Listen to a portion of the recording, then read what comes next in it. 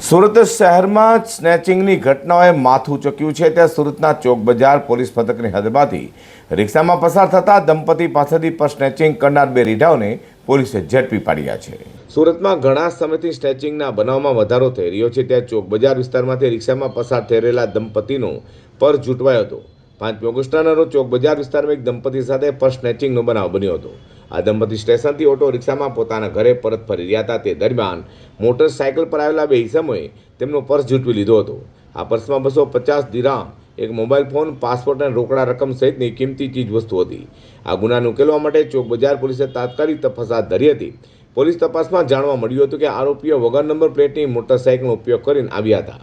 આ કારણોસર આરોપીઓને પકડવા પોલીસને ખૂબ જ મુશ્કેલી પડી હતી। જો કે હ્યુમન સોર્સના આધારે પોલીસે ભેસ્તાના આવાસ વિસ્તારમાંથી બે સ્નેચરો અશફાક ઉર્ફે માયા ઉર્ફે કાલિયા યુસુફ શેખ અને મોહિન ઉર્ફે મોહિન ખાન ઉર્ફે પેંડા ઉર્ફે બોબડા પઠાણ ઝડપી પાડ્યા હતા। 5/8/2025ના રોજ ચોક બજાર પોલીસ સ્ટેશન વિસ્તારમાં એક સ્નેચિંગનો ગુનો નોંધાયેલો હતો, જેની વિગત એવી હતી કે એક કપલ સવારે રેલવે સ્ટેશનથી સવારે 4 વાગ્યાની આસપાસ ઓટો રિક્ષામાં બેસીને પોતાના ઘર તરફ જતું હતું। એ દરમિયાન ટુ વ્હીલર ઉપર આવી બે ઇસમો આવીને તેમની રિક્ષાની અંદર જે પર્સ પડેલો હતો એને ખેંચીને એ લોકો સ્નેચ કરીને ભાગી ગયેલા હતા। જેની અંદર એક મોબાઈલ, બે પાસપોર્ટ, ઇન્ડિયન કરન્સી 6000 રૂપિયા અને 250 દિરહામ એ લોકોના પર્સમાં હતા। આ સ્નેચિંગનો ગુનો ચોક બજાર પોલીસ સ્ટેશનમાં દાખલ થયેલો હતો, જેમાં પોલીસની અલગ અલગ ટીમો આમાં કામે લગાડી હતી, કારણ કે આરોપી થોડા શાતિર હતા।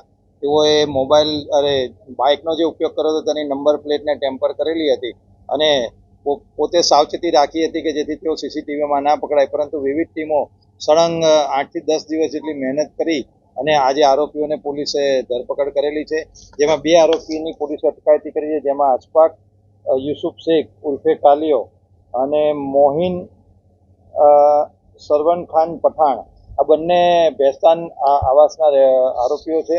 વધુમાં ઝડપેલા આરોપીઓ શફાક ઉર્ફે માયા ઉર્ફે કાલિયા યુસુફ શેખ વિરુદ્ધ મારામારી, ચોરી, સ્નેચિંગ સહિત કુલ 14 ગુનાઓ નોંધાયેલા છે અને તેની સામે 3 વખત પાસાની કાર્યવાહી પણ કરાઈ છે। તો મોહિન ઉર્ફે મોહિન ખાન પઠાણ વિરુદ્ધ ચોરી અને સ્નેચિંગ સહિતની 6 ગુનાઓ પણ નોંધાયેલા છે।